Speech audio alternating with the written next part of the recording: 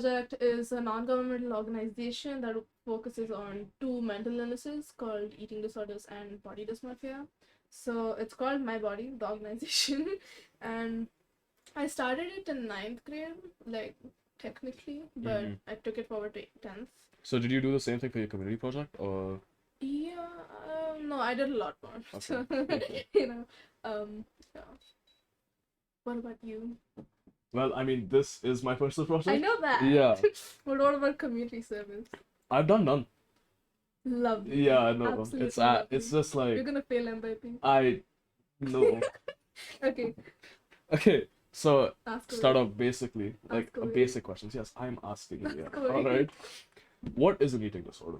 So, eating disorders are psychological problems marked by a significant and ongoing disturbance in eating patterns and uncomfortable thoughts and emotions that go along with them. So, it's kind of a mental and a physical disorder. Okay.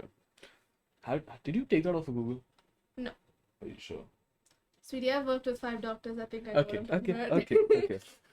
So, as you mentioned, there's mental and physical problems. So, like, are there levels to it? There are not specifically levels, but there are different types with different intensities. So you could say there are levels, but it really depends. Okay. So this is a very common like thing I hear from my friends and the other people who listen to podcasts are asking me, like, I don't want to tell my parents I think I have an eating disorder because they'll just be like, get over it. So what is some advice you could give to parents about eating disorders? How could you spread awareness to them? The thing is, that's what I did, because collectively I had an eating disorder for 3 years and I did not tell them. Okay. One, because I didn't know I had one. It's a gradual process, eating disorders. Two, because I was scared of what they'll say, like you just said. I'd advise parents to be more open to what your child is trying to see. If they say they have an eating disorder, instead of taking it lightly or thinking, oh, ye drama kar raha hai, just go try to understand the kid, or because I didn't tell my parents and they didn't know that I was being bullied, fat shamed, and I was going through an eating disorder at a very high intensity. So, and also for the kids, I'd say if you can't talk to your parents about it, talk to your friends or a teacher or anyone who you feel safe around. Because talking itself is one step towards recovery. Okay.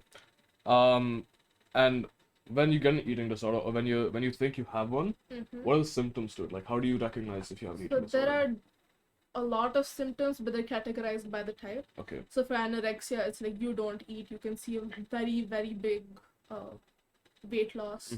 Or for bulimia, you feel nauseous after each meal, or you feel very guilty or something when you eat a lot, and then you proceed to purge. Sorry, trigger warning. And then for binge eating, so binge eating disorder and binge eating are completely two different things. Okay. Because when you binge eat normally, there's no like guilt or any fear to it, but when you have a binge eating disorder, it's kind of like you don't eat for a very long time and then you force like 7-8 meals in once and you feel very guilty, and that leads to more unhealthy thoughts or actions. So with fitness, I'd say like a lot of people try to get an eating disorder, and I can say from personal experience, you tried to get an eating disorder a while ago. Oh, that's just you're a unique case, man. Calm down. Okay. Some people like they unconsciously get an eating disorder, and Everybody, they're like, oh, actually, eating disorders are a gradual process. Really? Yeah. Oh. I didn't know I had one until like 1.5 years in. Oh my god. Yeah. But like people think losing weight constantly, so like 1 kg a week, it is not good whatsoever, and that could be a very big sign of an eating disorder, right? Anorexia. Yeah. So what are some other eating disorders that could affect your physical and mental health? Like, what are the main ones? Okay, so there are 9 main types, which is anorexia, like I said before, binge eating disorder, bulimia nervosa, ARFID, which is avoidant restrictive food intake disorder, which is very similar to anorexia, but it's where you specifically avoid certain food groups. Then there's rumination. It's basically when you partly digest it. So it's like I chew popcorn for the taste or the flavor of the contentment, and then I spit it out. Oh, okay. That's rumination. And then there's pica, which is where you eat non-edible stuff, so like chalk, hair, dirt, shampoo, hand sanitizer. Then there's night eating disorder. I think that's kind of self-explanatory. Mm-hmm. The selective eating disorder, also very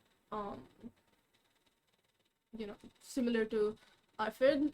And there's orthorexia, which is very common in gym rats. You could say that. Okay, it's very common, and those are the 9 main types. Otherwise, like, there are different ones as well. Like, yeah, that's about it. Okay, so you said, you had an eating disorder Mhm. and you started an NGO about it, about Mhm. body dysmorphia and eating disorders.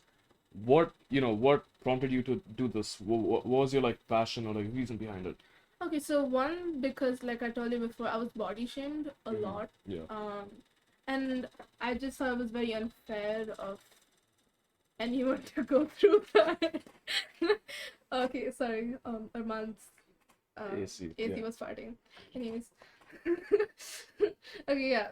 Well, because I'm very passionate about because I'm a people person, let's just say that. Okay. And I really wanted to avoid others to go through what I did as much as I could. Okay. And part of it was also because I thought this was a healthy way of me coping through what I have been through, and helps me really reflect on what. So you Yeah. like helping people who have gone through the same experiences as you, and you want to Yeah, prevent it? actually, I'm helping currently 3 people. I have a support group. Oh, okay. So it's like peer support, but a bit more to the extent because I know what they've been through. Okay. So there's not really much advice going on there because I'm not qualified to do that yet. Yet.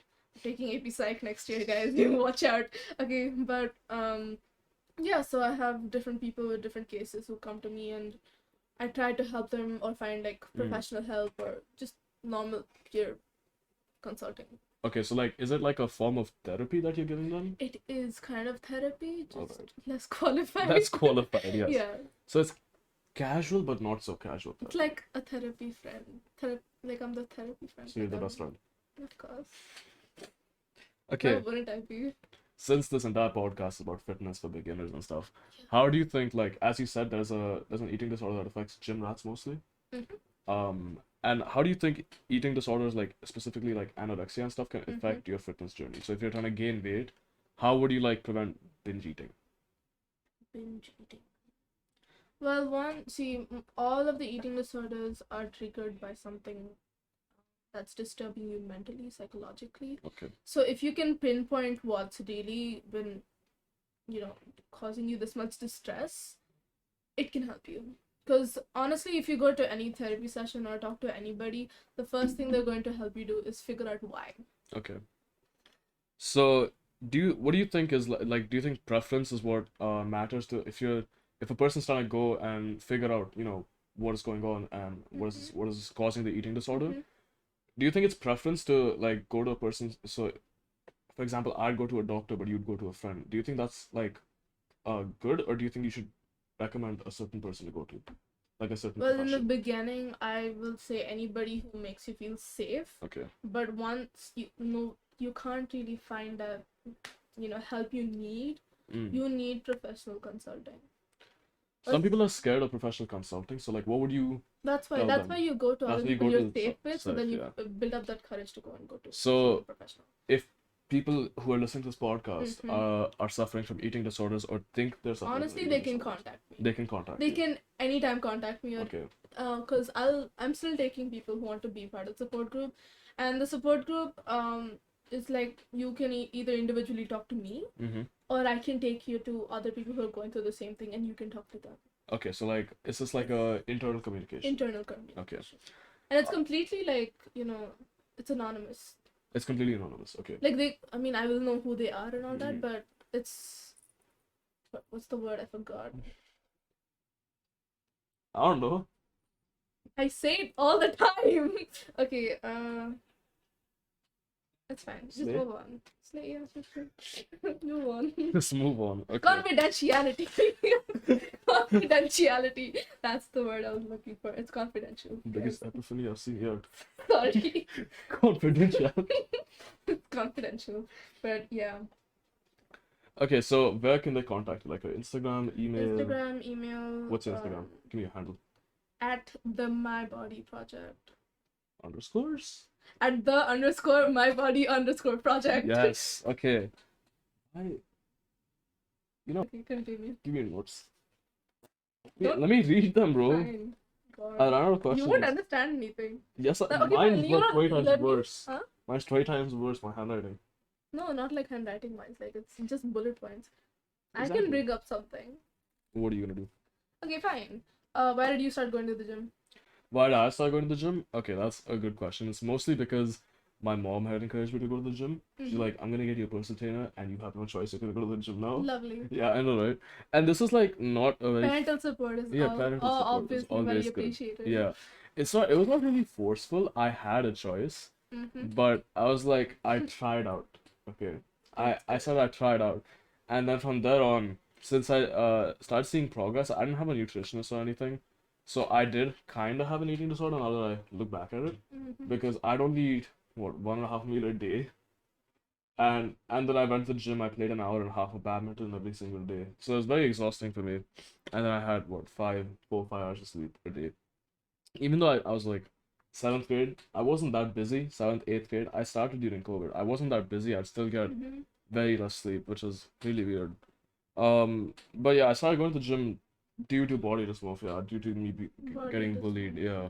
Mm. Okay, so since you said your NGO's on body dysmorphia as well, do you wanna tell us what body dysmorphia is? It's body dysmorphic disorder. It's basically where you have a very preconceived notion that you are distorted or ugly or something, and you spend a lot of time One sec. focusing on.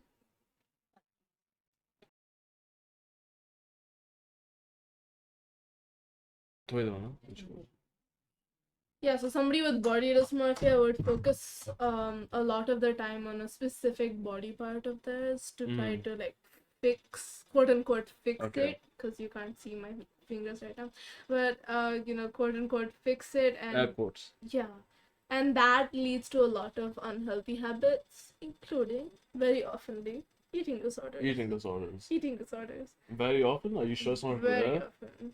Oh my god. Mostly in Asia, I looked through so many statistics over the years. Mostly in Asia, there are so many eating disorder cases, and that's official. Is it? Like, is Asia Unofficial? the most mentally unstable continent? Probably. Well, I mean, maybe not, but in eating disorders case, Asia. Okay, so you're talking about like a certain body part. That brings me to spot reducing, like fat in one place and stuff. It's a myth. It's not possible. I'll tell you that because that we have two different types of fat in our bodies, right? And when people want to lose weight, they think like, no, you know what? I just want to lose weight. You want to specify the 2 types of fats? Huh? Well, I don't remember the other one, but there's one visceral fat that's used for actual like body Like weight energy? loss. That's weight loss. Okay. That's when you want to do weight loss, which is cardio. You lose that Yeah. only with cardio. Yeah. But others people like they'll go like we'll do planks or like deadlifts to lose some weight, but you can't. Like you can't specifically lose one part of it, which is a very, very misunderstood concept. It's very common to like hear people say, "Oh yeah, I'm just gonna do planks to reduce my belly fat." That's not Get possible. some abs. Like it doesn't work like that, guys. 10-minute ab workout at home. And also, my god, because we're on the gym, most people go to get Skinny. Right. skinny. Why? Because it's the ideal. Both in society, both in your friend group, And your it's family, easier. and in your head. It's literally mainly in your head. You don't. Okay, one more thing. She's very stressed. But hey, I'm sorry. Okay, healthy is not a look. Healthy Right? is not. Healthy is not a look. Fit, maybe. Yeah. Healthy as in like, are you saying like how Yeah. fat people give? How normal people give like fat people? See, like I look like this, I could be healthy. I could look like this, I could be really, really, really, Yeah. really unhealthy. So healthy is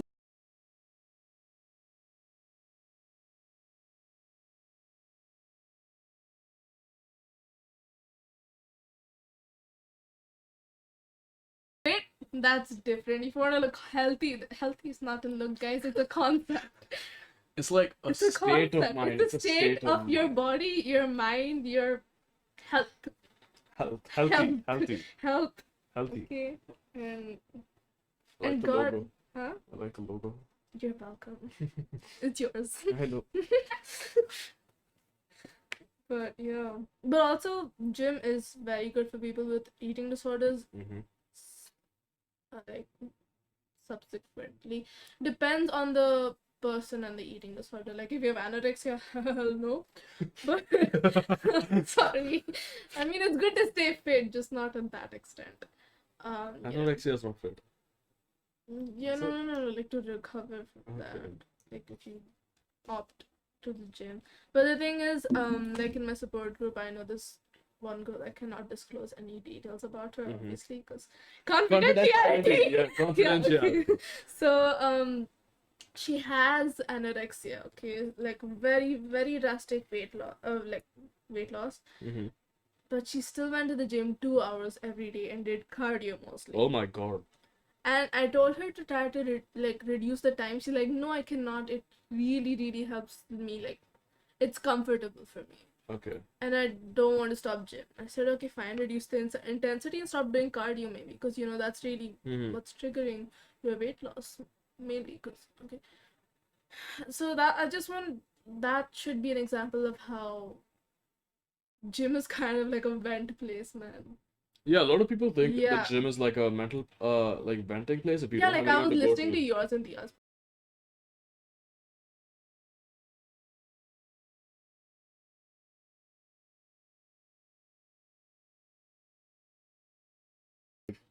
Also, I don't like it when people go ahead and say, tease people with the two terms sensitive and weak. Both, because when I was going through an eating disorder, I was called sensitive and weak. That just triggered me to not tell anybody about anything. Okay, had I consulted or talked to anybody about what's going on in my life, no. Just no. Just no. Yeah. But gym can also lead to eating disorders and disordered eating, which are two different. Basically, eating disorders are common. Really? Yeah. You don't say. I don't know. Like, I think I just had epiphany. like. Epiphany. Yeah. I think I just had the realization. Just 2 years later than me. Catch up. I'm still not done. Like 40 seconds of it is just us speaking. Yeah, and I was listening to your podcast. Wait, never mind, I forgot. Right, calorie deficits. Did you know a very major impact of eating disorders are calorie deficits? Really? Very big. Oh, is it because people can't maintain it? Not one, and that too because they kind of avoid carbs. Oh. Okay. I need to talk about that. I also need to talk about that. I have a diet culture. Do you know how much I despise diet culture? Why? Because it cuts out food groups like carbs, which is important. Carbs are not bad, guys. It is important. And then there's there's this notion of real food and fake food and what? Yeah, diet culture has that type of food, Fake food? What's real that? and fake, like good food, bad food, healthy, unhealthy. Also, that reminds me, this whole bullshit. The popcorn thing you were telling me about, in Dia's podcast you were talking about popcorn, like as big a snack. Mm-hmm. What about that? Like, do people call it fake foods? Do people call popcorn fake foods? They call them like unhealthy stuff. Oh yeah, so that reminds me, junk foods are not a thing. Junk foods are not a thing. You. Oh my god. And also because diet culture creates so much guilt and fear into people. Okay, like, is it my fault I like pizza? Like, what is your fault? What is, be honest? What? What did you say? I didn't hear you. Armaan! What'd you say? It crashes our economy. Just no comments, honestly. And also the skinny ideal. You should be healthy. Diet culture. You should look fast. Did you just go against what I was ranting about for 5 minutes? Okay. Skinny ideal. Okay. There's no wrong in being skinny. There's no wrong in being a little fat. There's no wrong in being fat. Okay, but when it reaches to the to the point where it's like harming your health, Heart disease. thank you for that. Uh-huh. Then you go to a nutritionist or like a dietitian or Or figure Rhea. out. You can go to Rhea. Yeah, go to me. Wait, no. No, I won't. I can't help with that, guys. No, she will spam her. Okay, fine. Spam me. I'll get you help. And if You she know. doesn't, get help, come to me. You know, I'm better, obviously, Why? because I'm better. You're better. Yeah. Okay, guys, Armaan's better. Okay, but like DM her first, and then DM me. Yeah. She's like primary source. I'm secondary source.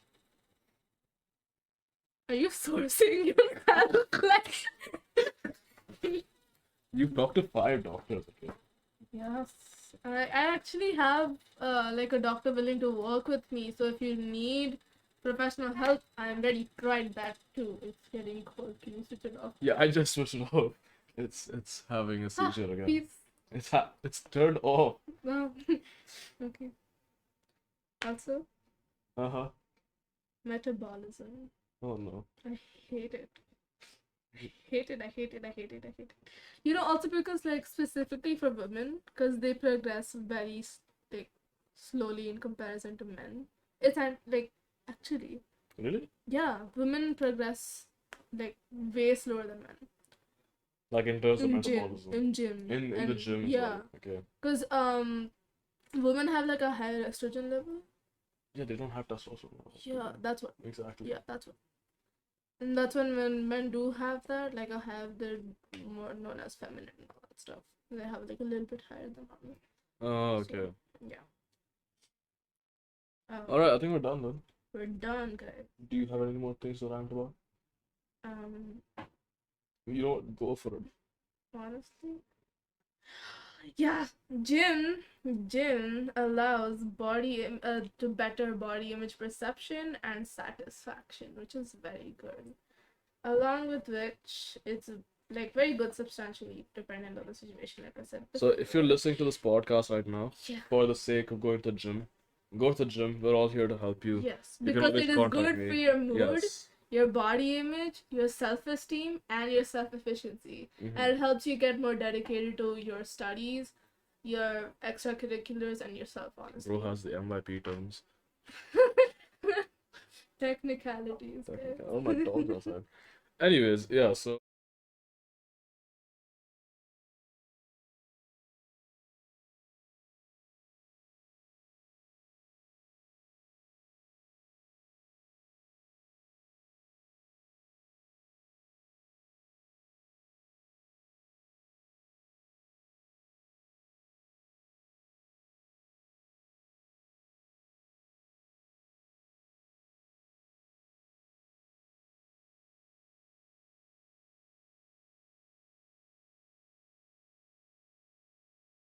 Bye.